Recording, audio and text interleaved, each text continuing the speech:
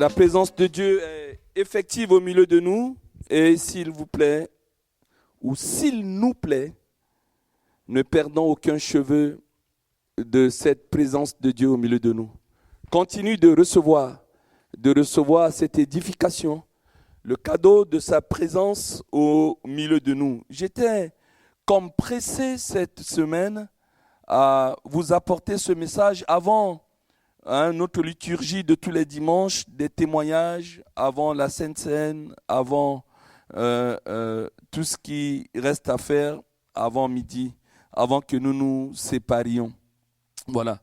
Seigneur, comme l'a dit ce matin le lead, nous sommes, je veux que tu réalises ton identité, tu es victorieux, tu es un combattant. Et dans cette logique, je voulais vous dire quelque chose. Vous savez que au travers encore de notre sœur Claudie, notre église est à nouveau engagée dans l'aumônerie de prison. Voilà. Et où nous sommes amenés à aller maintenant une fois quasiment par mois.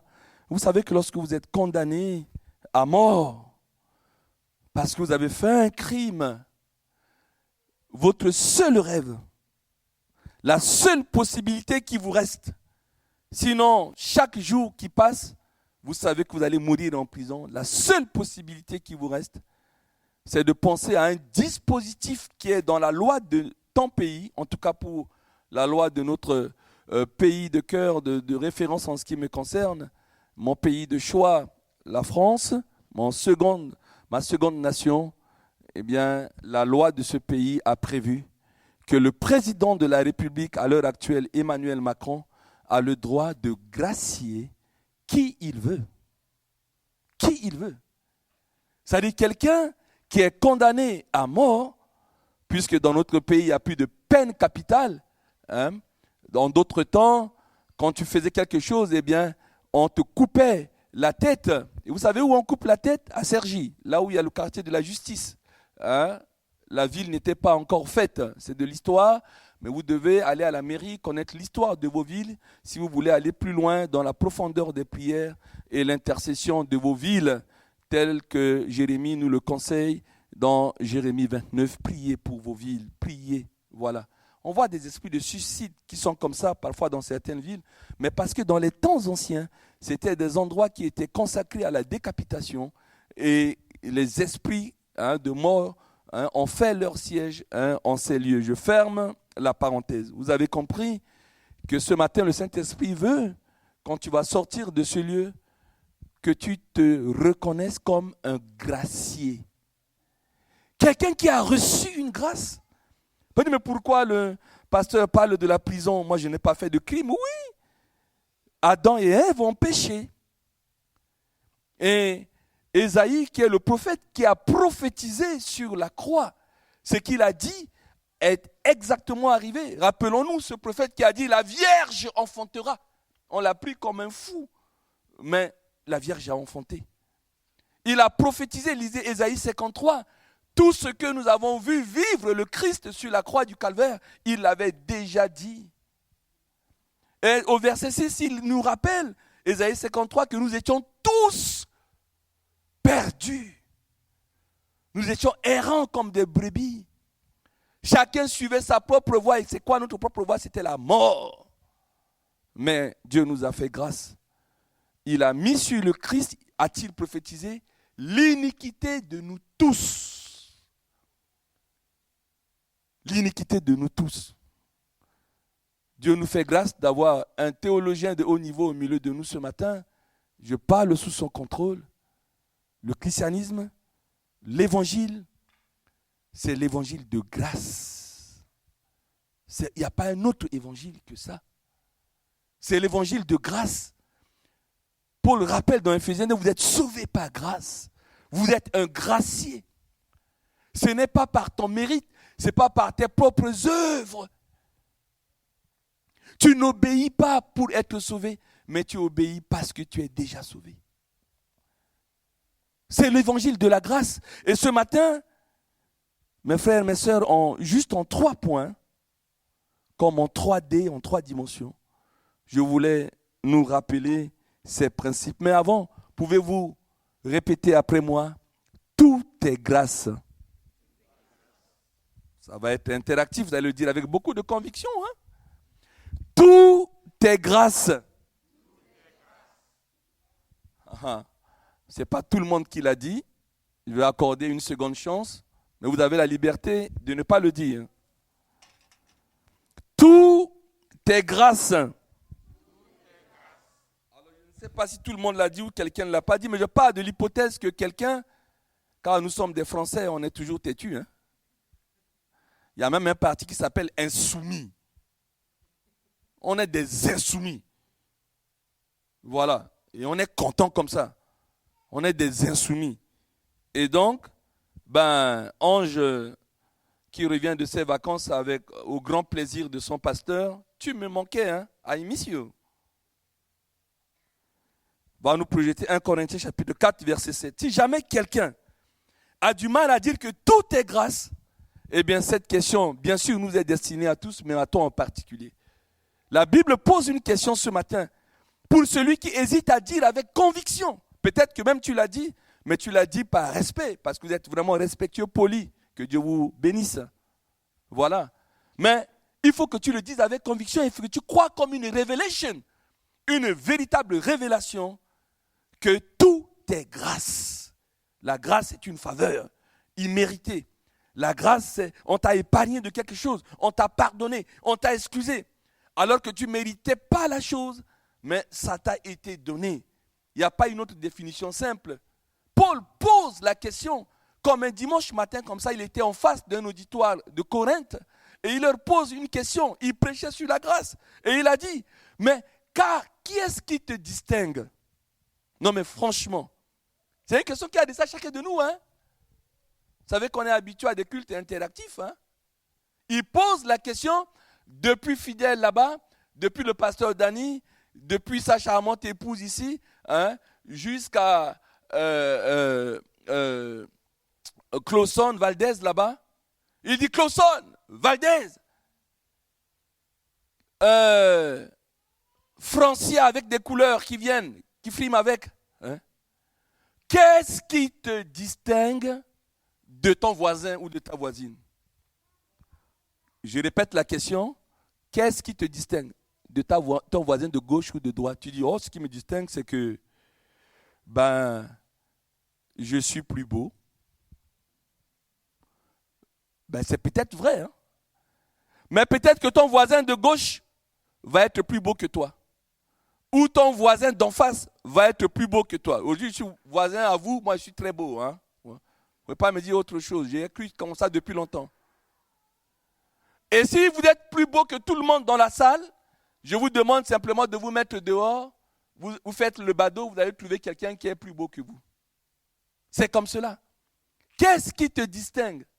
Qu'as-tu que tu n'aies reçu? Et si tu l'as reçu, pourquoi te glorifies-tu comme si tu ne l'avais pas reçu?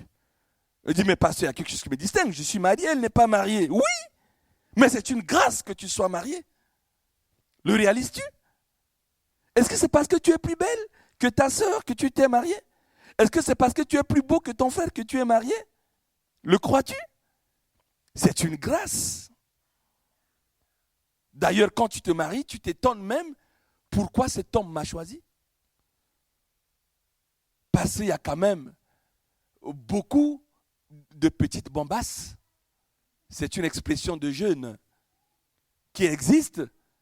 Et le problème que nous avons aujourd'hui avec nos filles, que Dieu nous a données, qui sont très très belles, tous les parents le savent, les filles ne reconnaissent pas leur beauté. On ne sait pas ce qui se passe. Vous mettez au monde une fille jolie, charmante, beautiful. Elle va se mettre devant un miroir. Oh, j'aime pas mon nez. Pas mon front. Pas mes yeux. Non, mais tu es belle. Tu crois, papa? Et puis, elle va rencontrer un homme, un jour, qui dit, oh là là, ouh, quelle charmance. Quelle charmance. Je viens de créer le mot. Quelle charmance. Quelle beauté. On dit, oh là là, la vie n'est fait que de dragueurs, Seigneur, ton sang sur moi. Hein? Encore un dragueur de plus. Non, tu es charmante. C'est tout. Ce n'est pas que Jennifer Lopez. Ouh, j'ai de la culture en matière de bombasse. Un jour, mes collègues étaient en train de discuter à moi, pour moi, Jennifer Lopez, c'est la plus belle de tout le monde. J'ai dit, hey, c'est qui? Ils m'ont dit, espèce de noir, espèce d'Africain, blédard. Tu ne connais pas Jennifer Lopez, Josué? Et tout de suite, on sort le smartphone. Elle me montre Jennifer Lopez. J'ai dit, mais vous êtes plus belle qu'elle. Je dis, Josué, circule. T'as vu comment elle est belle, Jennifer Lopez? Alors j'ai appris par cœur, Jennifer Lopez c'est la plus belle. Je ne sais pas si c'est vrai, je ne sais pas. C'est comme cela. Qu'est-ce qui te distingue? Je dis, mais je travaille, il est chômeur. Ah! Mais c'est une grâce. Tu n'as jamais été en entretien de recrutement? Tu arrives, tu dis, bon voilà, on m'a convoqué aujourd'hui, certainement mon CV a été tellement impressionnant que l'employeur n'a pas pu faire autrement que de me convoquer, mais il ne pouvait que me convoquer. Il veut un comptable. Mais j'ai un BTS en comptabilité, j'ai 5 ans d'expérience, alors qu'il demande juste un bac comptable avec 1 an d'expérience. Donc je dépasse, il y a un surdimensionnement de poste. C'est un terme technique en recrutement. Donc je vais venir impressionner ce recruteur parce que je dépasse les critères, les descriptifs du poste qu'il a mis. Et vous arrivez, vous voyez 2 ou 3 personnes qui sont là aussi dans la salle. Bonjour, mais vous venez pour le même poste? Oui. Ah d'accord. Mais vous avez fait quoi? On a tous cherché du travail. On est tous passés par là. Et tu étais venu vraiment de haut. Et tu vois, avec ton BTS, tes 5 ans d'expérience. Et tu vois que la personne qui te dit, moi j'ai une MSTCF. Une maîtrise des sciences techniques, comptables et financières. MSTCF, parce que c'est notre époque là. Maintenant c'est Master 1, 2, j'aime pas trop ça. Mais à l'époque, c'était le MSTCF à notre époque. Bac plus 4, bac plus 5. Maîtrise de sciences techniques, comptables et financières. Après, tu peux rentrer, tu passes ton DECF, diplôme d'études comptables financières. Après, tu fais des stages et tu deviens expert comptable. Et tu as combien d'expérience? Oh, vous savez, jeune homme, moi, j'ai 20 ans d'expérience. Et là, maintenant, je cherche un boulot pour me stabiliser. J'ai encore quelques années pour la retraite. Tu dis, oh là là. Mais tu as envie de quitter la salle pour rentrer? Mais comme tu es venu, tu es obligé de rester. Et le recruteur va t'avoir en entretien, va l'avoir en entretien. Tu rentres chez toi et tu dis à ta maisonnée, mais c'est raté. Non, on ne parle pas comme ça. Les jeunes disent, c'est mort. C'est mort. Mais pourquoi c'est mort? Jésus peut ressusciter, non? Non, c'est mort, c'est mort, c'est mort. J'ai rencontré un gars là, avec mon BTS, j'avais l'air ridicule. Et puis dans la semaine, on t'appelle. Or, c'est la pédagogie de Dieu qui te permet de savoir que là, dis-moi merci, quoi. C'est une grâce. Parce que du haut de ton BTS, quelqu'un avait une MSTCF. Mais Dieu va mettre dans le cœur de l'employeur pour dire non, recrute juste celui qui a le BTS. Suivez bien ce que je dis, n'oubliez pas, ne perdez pas de cheveux de ça. D'ailleurs, je vais passer à autre chose. Le premier point, c'est grâce et orgueil. Si tu oublies que ta véritable identité est graciée, mais tu vas être encore orgueilleux dans ta conception de vie. Je cherche des exemples comme cela pour attirer votre concentration, pour que vous compreniez définitivement que la vie est grâce. Mariage, travail, même tu dis, mais moi je suis en bonne santé. Qui est en bonne santé? C'est une bonne santé relative. Peut-être qu'au moment où tu es en train de parler, il y a un microbe qui est en train de se développer en toi. Et que demain tu tomberas dans un état grabataire. Et celui que tu vois même avec un bâton, c'est lui qui va encore te soulager. L'homme est orgueilleux. Il ne sait même pas qui demain il ne va pas vivre. Il ne sait même pas ce qu'un jour peut enfanter. Moi, lui, il est SDF, moi, je suis logé. Tu ne sais même pas que ta maison va brûler dans tout le quartier. Et il y aura un incendie, mais c'est ta maison qui va brûler. Les voisins vont rester. Et toi, orgueilleux de là où tu es, tu seras hébergé. Et tu ne te rendrais pas compte. Et là, tu réaliseras que oui, il y a des gens qui sont sans logement. Oui, il y a des gens qui dorment juste chez les autres au salon. Et tu réaliseras, c'était une grâce que j'avais un appartement. Oh, c'était une grâce que j'avais une maison. Parce que tes hébergeurs vont dire, on t'a déjà quand même bien aidé, mais le matin, à 5 heures du matin, on va sortir faire le café, réveille-toi vite. Ah, tu avais l'habitude de te réveiller à 9 heures. Mais maintenant que tu es hébergé, il y a des conditions. Même au 115, l'État prend des SDF comme ça, mais à 5 heures, 6 heures du matin, tout le monde prit leur bagage, on ferme. Marie-Jo qui a travaillé là-bas le sait très bien. On ferme. Et vous revenez le lendemain encore. C'est là où tu vas dire, oh là là, le logement c'est plus important. Quelle grâce, quelle grâce. Et toi qui ne veux pas prier, on t'exhorte, la bouche fondue jusqu'aux oreilles. Priez, dites merci à Dieu. Non. Le jour où tu ne peux même pas manger, tu as la migraine, tu es malade, c'est là où tu dis, oh là là, mais la santé relative était quand même bien, etc. Tout est grâce. Alors, il y a un verset qui clôt définitivement pour moi, Luc chapitre 18, versets 19 à 14, cette question de grâce et orgueil, de conception de la vie. Il s'agit là de deux hommes. Luc chapitre 18, verset 9, hein, à partir du verset 9. Hein.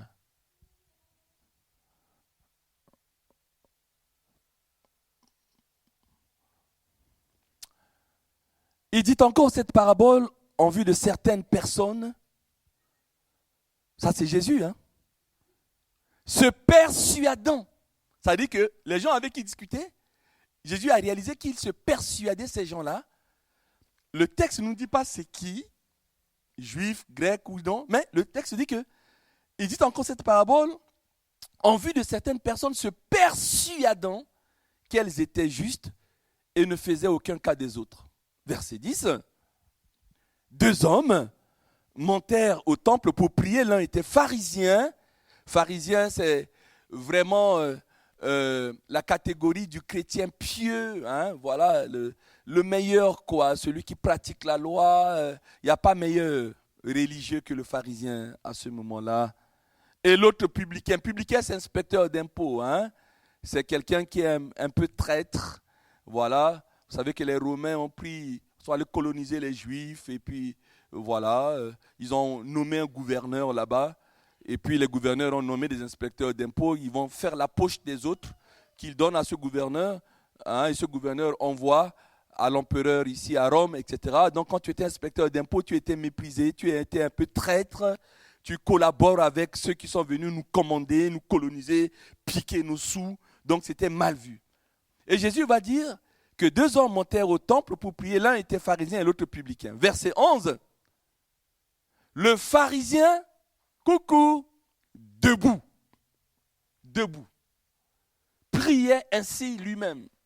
Oh Dieu, je te rends grâce de ce que je ne suis pas comme le reste des hommes, qui sont ravisseurs, voleurs, injustes, adultères, c'est-à-dire même pas mariés, ou même comme ce publicain. Quel mépris. Verset 12. Je jeûne 2 fois la semaine. Je donne la dîme, pas que de mon salaire, mais de tous mes revenus. Tous mes revenus. Verset 13. Le texte dit, le publicain se tenant à distance, n'osait même pas lever les yeux au ciel, mais il se frappait la poitrine en disant, ô Dieu, sois apaisé envers moi. Ça, c'est la version Colombe. D'autres versions disent, aie pitié même de moi, qui suis un pécheur. Nous revenons au verset 11, s'il te plaît, ange. Je vous dis simplement quelque chose. dans la manière de prier de ces deux hommes, on voit leur conception de vie 3D, en 3 dimensions. Parce que la conception de la vie n'est qu'en 3 dimensions et non en 4.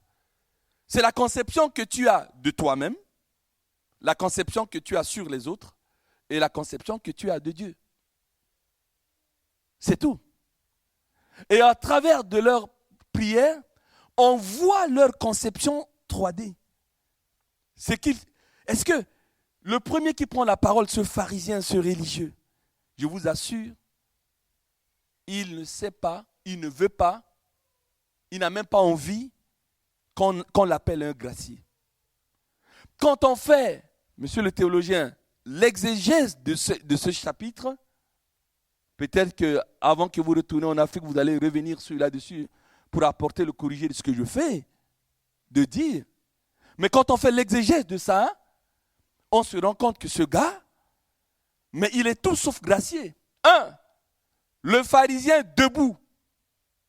Bien sûr, les Juifs avaient l'habitude de prier debout. Nous aussi, on prie debout. La posture de Moïse, les mains élevées, il ne s'agit pas de cela. Mais là, c'est au sens négatif.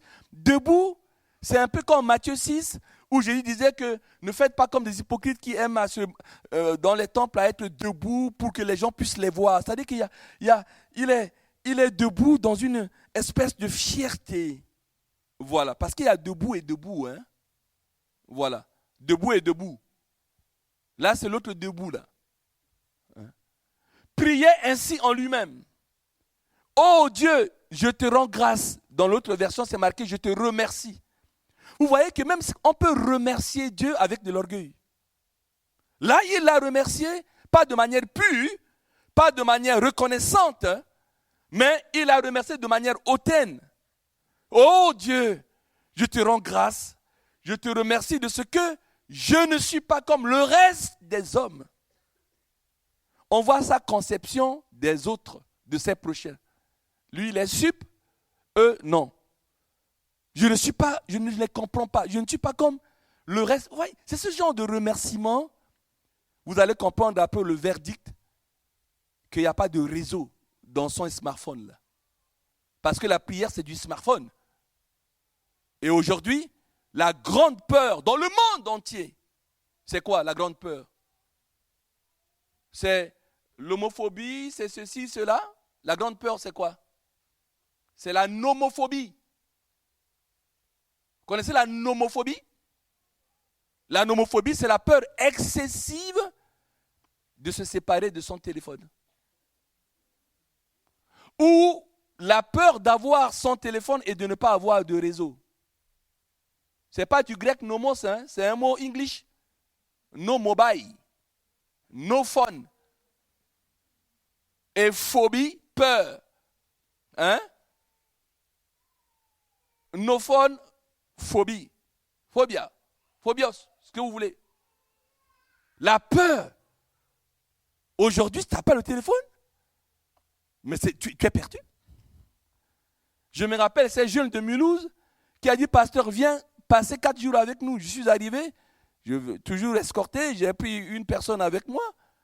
Quand on est allé, ils ont dit, le Seigneur nous a révélé qu'on doit passer 4 jours dans cette forêt sans téléphone. J'ai dit, oh! Moi, j'ai besoin que mon petit canard des îles m'appelle. Hein? Sans téléphone, pasteur. On vient là sans téléphone. Mais c'était une grande révélation qu'ils ont eue. Moi, j'ai une nièce. Je lui ai dit, comment ça va? Je suis content de te voir depuis que tu es revenu de Soudan. Elle a dit, ça va pas. Qu'est-ce qui va pas? Mais je n'ai pas de réseau. Ah! Tu pleures parce que tu as... Mais oui, parce que je n'ai pas accès à mes amis, etc. Et tout depuis 3 jours. Elle était inconsolable. Bien sûr, avec 15 ou 20 euros, on sort chez l'épicier du coin, elle a du réseau, etc. Mais elle était malheureuse. La fille qui l'a reçue, pendant 3 jours, elle ne mangeait pas. Je suis venu en parler à ma femme, dit, mais tu sais, la fille de ma cousine, là, etc., elle n'a pas de réseau et c'était la fin du monde. Parce que c'est la nomophobie. Nous sommes tous devenus nomophobes. Et là, elle a un téléphone, il a un téléphone, il est en train de prier, mais il n'y a pas de réseau, hein, vous allez entendre après là-bas. Il se croit juste, je ne suis pas comme le reste de ces hommes, des autres, qui sont voleurs, injustes, adultères, ou même ce publicain. Regardez la conception. Mépris, stigmatisation de l'autre, jugement de l'autre. Suis-je comme ça? Oui. Les yeux dans les yeux, demandons pardon à Dieu. S'il vous plaît. Entrons en nous-mêmes. Je pourrais même arrêter là. Hein. J'ai l'habitude de ne pas terminer mes prédications. J'ai juste 3 exemples, mais est-ce que je vais aller jusqu'au bout? Mais attention, mettons-nous à la place du pharisien. Est-ce qu'on n'est pas comme ça? Verset 12. Vous voyez? Du verset 1, même jusque-là, hein, retourne au verset 11. On va compter les jeux. Je ne suis pas comme le reste des hommes. Le premier jeu. Non, je laisse le rendre grâce parce que c'est gentil, on ne peut pas reprocher. Je te rends grâce, je te remercie. Attention, il y a un théologien, je dis. Hein. Je prends ce qui est négatif. Hein. Je ne suis pas comme le reste des hommes. Un premier jeu. On continue. Je jeûne 2 fois dans la semaine. 2e jeu. Je donne la dîme de tous mes biens. 3e jeu. Peut-être même au verset 13, on va trouver un jeu. Hein? Ah non, c'est bon. Donc on a là 3 à 4 jeux juste en 2 versets. C'est centré sur lui-même. Je vais vers Dieu pour mes mérites. Bénis-moi parce que je mérite ça, parce que je prie, parce que je jeûne, parce que je ne vole pas, parce que je suis fidèle, je ne suis pas adultère, je ne suis pas. Il est un propre juste. Ça ne va pas. Et on arrive au verset 13. Vous voyez le publicain se tenant à distance. Ça veut dire que la chair est là. Il, lui, n'est pas debout. Il est même loin de la chair, se tenant à distance. N'osait même pas lever les yeux au ciel. Pourquoi? Pour ne pas regarder la sainteté de Dieu. Il est saint, saint, saint, 3 fois saint. Il était en train de réaliser l'impureté, l'impudicité, la saleté de sa vie. Comme le centenier qui a dit, ne viens pas, dis simplement un mot, parce que ma maison n'est pas astiquée, je n'ai pas passé la serpillière, c'est sale, ne viens pas. Jésus, dis simplement un mot. Là, il réalise le publicain. Il n'osait même pas. Il ne peut pas. Il est sale. Il est pécheur. Il réalise son état de péché. Il n'osait même pas. Et qu'est-ce qu'il fait? Qu'est-ce qu'il fait? Vous voyez, en communication, on le montre. Les gestuels, c'est déjà la plus grande forme de communication. Il ne dit rien. Hein? Mais en communication, on voit quelqu'un, comment il s'assoit, comment il parle, comment il tape ses pieds, comment il regarde, comment même il vous dit bonjour si c'est mollement ou fermement. Tout ça, ça s'apprend ça. Mais il ne dit rien encore. Il est à distance, il ne dit rien. Il ne lève pas les yeux vers, il ne dit rien. Et premier geste, le non-verbal.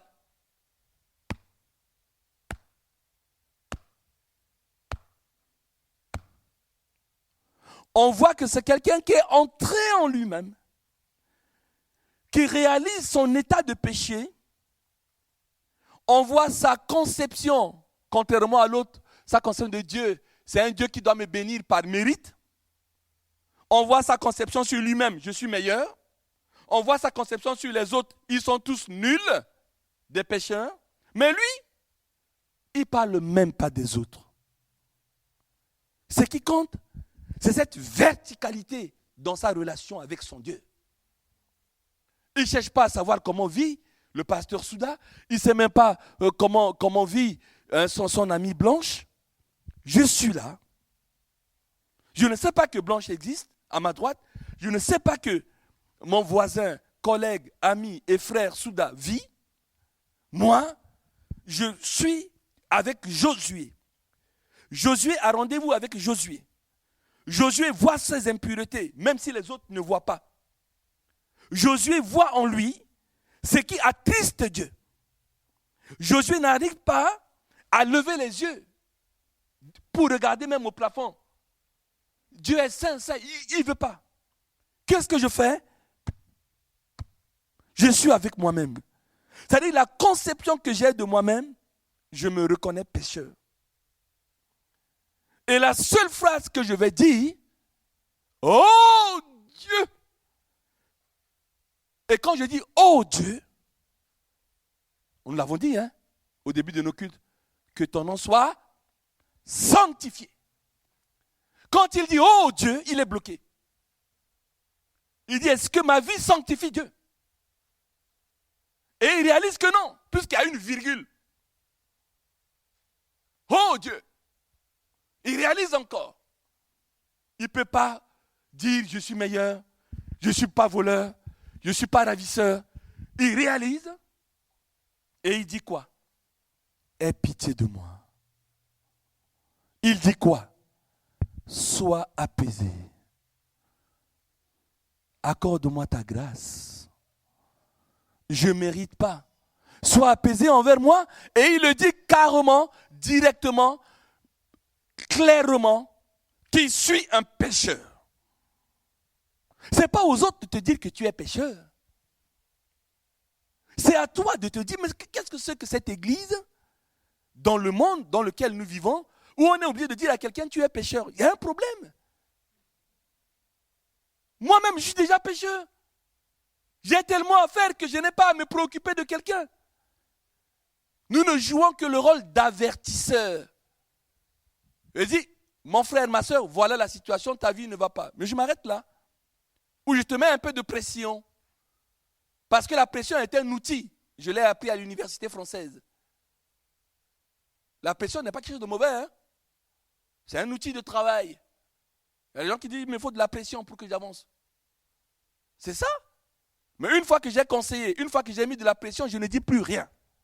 Parce que je deviens juge, parce que je deviens dictateur, je deviens quelqu'un qui impose, je ne le fais plus. Mais demain, tu vas venir me dire non, pasteur, tu as été complaisant avec mon péché, tu aimes que les gens viennent dans ton église, alors que c'est l'église de Jésus-Christ, et tu ne montres pas la sainte crainte de Dieu. Non, on montre la sainte crainte de Dieu.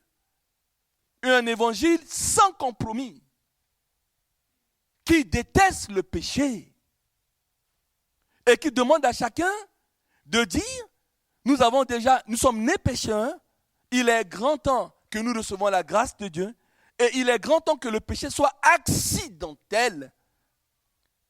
Quand tu te réveilles le matin, tu prends ton vélo, tu prends ta mobilette, tu prends ta moto, tu prends ta voiture, à moins que tu sois masochiste, mais tu ne t'attends pas à faire un accident.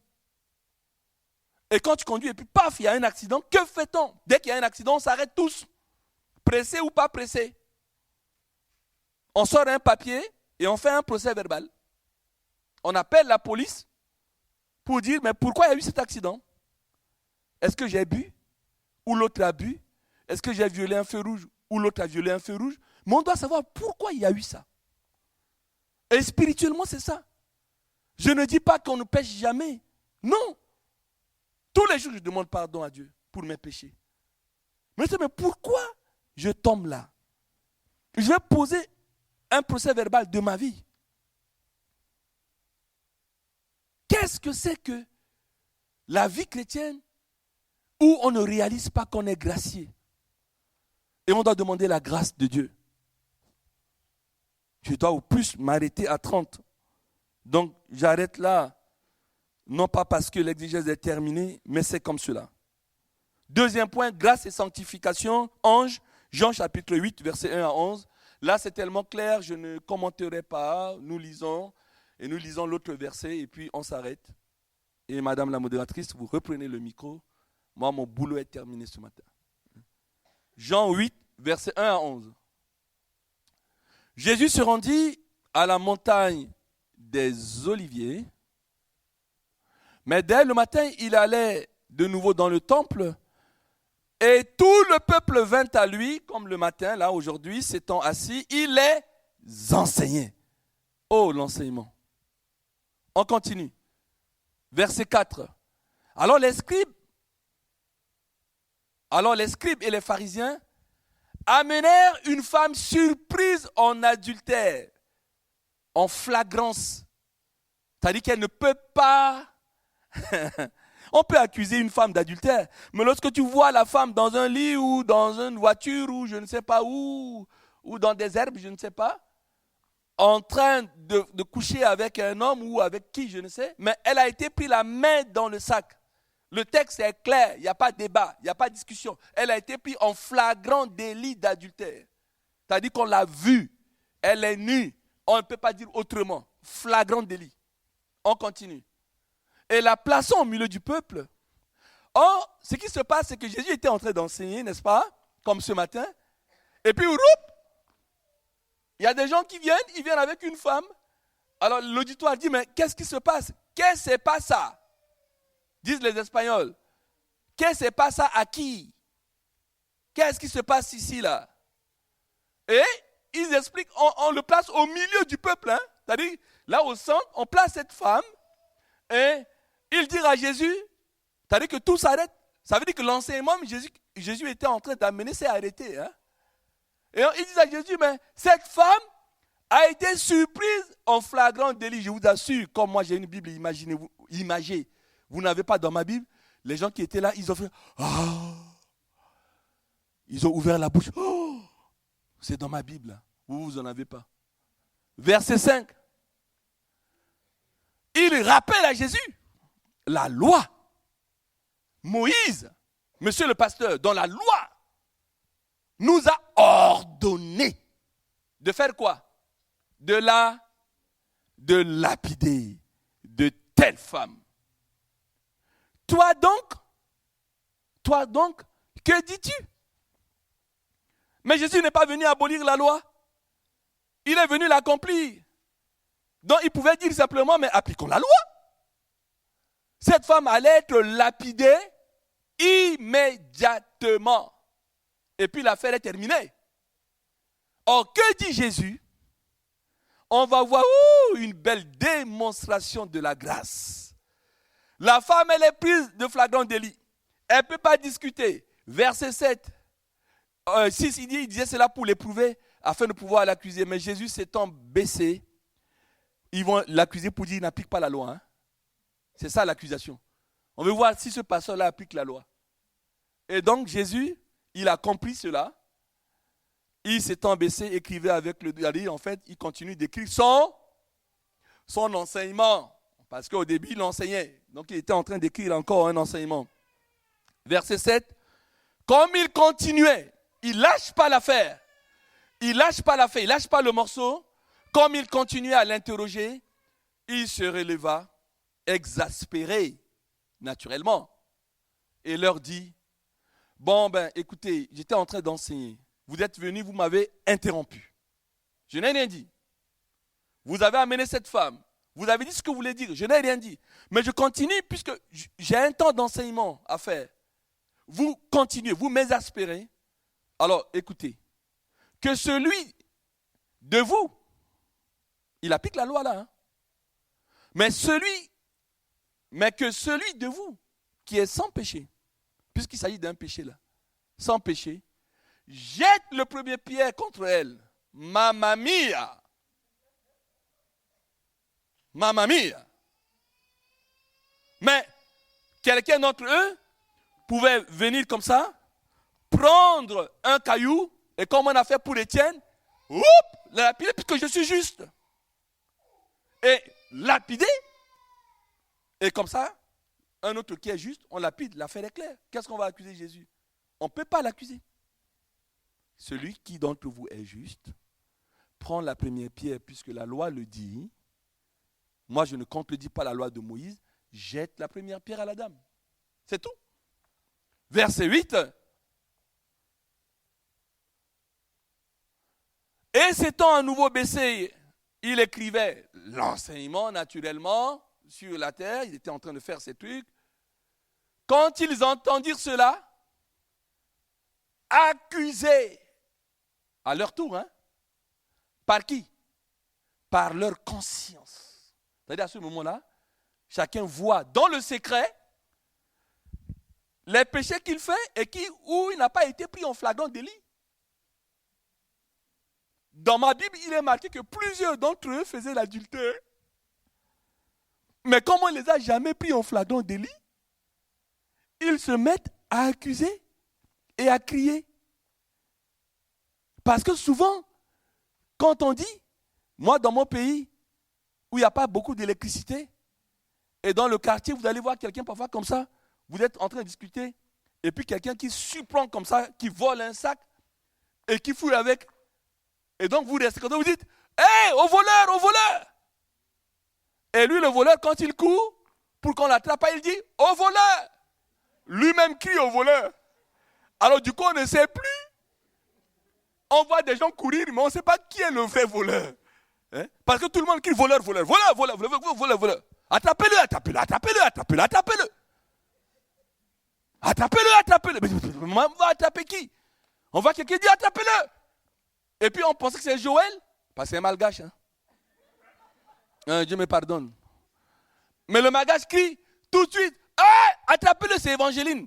Voilà, une indienne. Il n'y a pas de vol là-bas. Hein? Mais si on va au Congo, c'est indiscutable. Tous voleurs là-bas. C'est le système D, c'est dans la Constitution. C'est du moboutisme. Là, j'ai quand même placé. Hein. Mais lapidez-moi. Donc, là, quand ils ont... Et puis, les Camerounais, on n'en parle même pas. Mais comme c'est mes beaux-fils, j'ai des pouvoirs sur eux. Ils veulent me lapider, je retire mes filles. On va voir où ils vont trouver de belles femmes. Hein. Voilà, ça c'est clair, c'est dit. Hein. Donc, là, on voit très bien, accusés par leur conscience, ils se retiraient un à un sur la pointe des pieds. Non, mon père m'a dit, les gens ne se retirent jamais sur la pointe des pieds. Il a ses élèves ici, mon père. Il a dit, les gens se retirent sur la pointe des orteils. Hein? La pointe des orteils, ils se retirent. Depuis le plus âgé. Le texte ne nous dit pas le plus âgé avec quel âge. On est un peu à notre soif quand on lit parfois la Bible. On n'est pas satisfait. On dit qu'il y a le plus âgé jusqu'au dernier. Le plus jeune avec quel âge, le texte ne dit pas. Et Jésus resta seul avec la femme qui était au milieu. Verset 10. Alors s'étant relevé, et ne voyant plus que la femme, Jésus lui dit, femme, où sont ceux qui t'accusaient? Et là, dans un ton paterne, constructif, il va dire à Jésus, comme s'il était en train de recevoir ce décret présidentiel de la grâce, il va dire, personne, et Jésus dit, personne ne t'a-t-il condamné? Verset 11, elle répondit, non, Seigneur. Et Jésus lui dit, waouh, ah, c'est émouvant, c'est touchant. Je ne te condamne pas non plus. Il a été pris en flagrant délit, pourquoi Jésus ne la condamne pas? Il dit, je ne te condamne pas non plus. Va. Parce que j'aime le péché. Non. Va parce que je suis complice de l'adultère. Non. Va et ne pêche plus. Ça veut dire que cette femme qui est graciée, la plus grande leçon, c'est qu'elle ne doit plus pécher.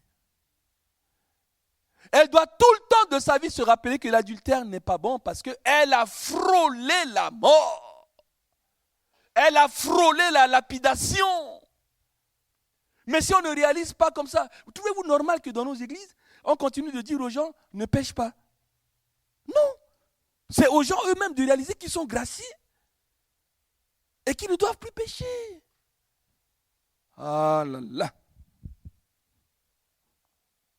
Oh là là. J'ai dépassé d'1 minute. Dernier verset, grâce et dispensation de la grâce. C'est-à-dire que tu es gracié, tu dois toute ta vie gracier des gens. C'est ça ce que ça veut dire. Matthieu 18, 21 à 35. Modératrice, tu viens, tu vas prêcher aujourd'hui. Ah bah oui. Je suis fatigué. Tu lis le reste, tu commentes. Moi, ça me fait pas rire. Hein. Mais tu dis à Jésus, moi, je t'ai jamais embauché. Montre le contrat. Et si tu me désobéis, je te retire mon petit frère. Où tu vas trouver un marigot? Je l'ai placé celui-là aussi. Parenthèse fermée. Tu lis ça et tu commences, c'est grâce et dispensation de la grâce. Pourquoi est-ce que si quelqu'un reçoit la grâce, il doit donner aussi de la grâce? Attention, il y a un théologien dans la salle. Alors dans Matthieu 18, verset 21, alors Pierre s'approcha de lui et dit, Seigneur, combien de fois pardonnerai-je à mon frère lorsqu'il péchera contre moi? Sera jusqu'à 7 fois? Jésus lui dit, je ne te dis pas jusqu'à 7 fois, mais jusqu'à peut-être 70.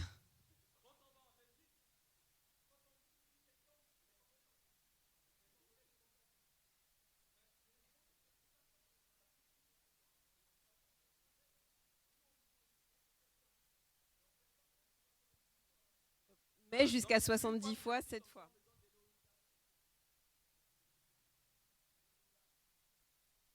Donc, jusqu'à 70 fois, 7 fois. Le titre, c'est la grâce et la dispensation de la grâce. Nous, on a la grâce d'être pardonnés, mais il faut également aussi donner cette grâce aux autres. C'est pourquoi le royaume des cieux est semblable à un roi qui a voulu faire rendre compte à ses serviteurs. Est-ce qu'on peut reprendre depuis le début, s'il te plaît? Quand il se mit à compter, on lui amena un qui devait 10 talents, 10 000 talents. Comme il n'avait pas de quoi payer, son maître ordonna qu'il fût vendu. Lui, sa femme et ses enfants, et tout ce qu'il avait, et que sa dette fût acquittée. Et que la dette fut acquittée. Le serviteur, se jetant à terre, se prosterna devant lui et dit, « Seigneur, aie patience envers moi, et je paierai tout. » Ému de compassion, le maître de ce serviteur le laissa aller et lui remit la dette. Après qu'il fut sorti, ce serviteur rencontra un de ses compagnons qui lui devait 100 deniers. Il le saisit et l'étranglait en disant, « Paie-moi ce que tu me dois. » Son compagnon, se jetant à terre, le suppliait, disant « Aie patience envers moi, et je te payerai. » Mais l'autre ne voulut pas, et il alla le jeter en prison jusqu'à ce qu'il eût payé ce qu'il devait. Ses compagnons, ayant vu ce qui était arrivé, furent profondément attristés, et ils allèrent raconter à leur maître tout ce qui s'était passé. Alors le maître fit appeler ce serviteur et lui dit « Méchant serviteur, je t'avais remis en entier ta dette, parce que tu m'en avais supplié. Ne devais-tu pas toi aussi avoir pitié de ton compagnon, comme j'ai eu pitié de toi ?» Et son maître, irrité, le livra au bourreau jusqu'à ce qu'il eût payé tout ce qu'il devait. C'est ainsi que mon Père céleste vous traitera, si chacun de vous ne pardonne à son frère de tout son cœur. Je pense que le verset est clair, il n'y a pas besoin de commenter.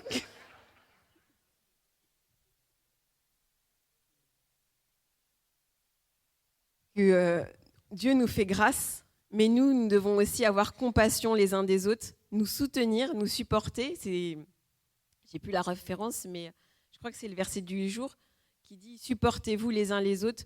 Dieu nous fait grâce dans notre vie et nous aussi, nous devons avoir grâce envers nous, les frères et sœurs.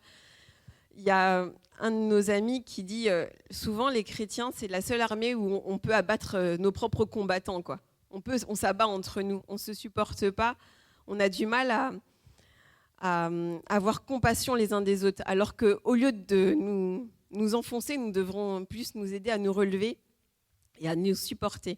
Donc, aidons-nous les uns les autres, nous sommes tous pécheurs, aucun de nous est au-dessus des autres, donc c'est ensemble que nous devons grandir. Amen.